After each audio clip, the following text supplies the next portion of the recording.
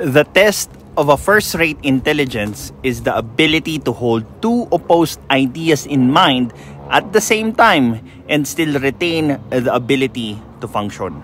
True intelligence does not mean na pipili ka agad ng isang side from the other.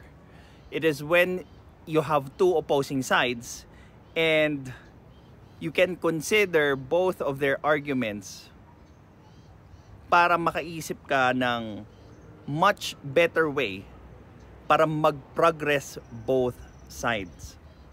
Life will not always be black and white. May mga complexities yung buhay na hindi mo kagad mapagdidesisyonan. But yung emotional or yung intellectual maturity mo comes when hindi ka napaparalyze doon sa pagkakaroon ng dalawang opposing ideas na tama. And you can still move forward with those two ideas. Leaders, debaters, and critical thinkers move or do actions despite ng pagkakaroon ng dalawang contradicting ideas.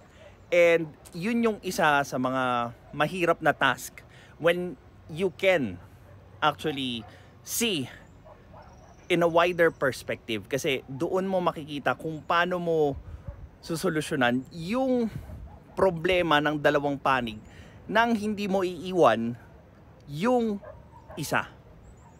And having this kind of thinking, nagkakaroon ng possibility or nagkakaroon ng groundbreaking na solusyon dahil nga you are considering multi-factorial sets of perspective.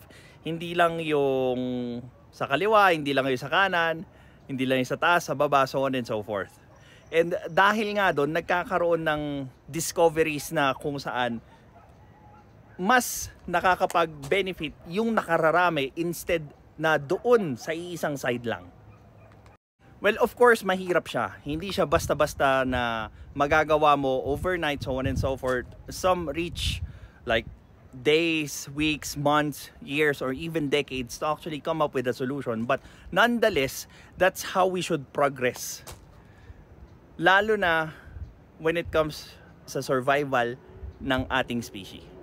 Well, this is Pinoy Extreme. Have a good day. This is Pinoy Extreme.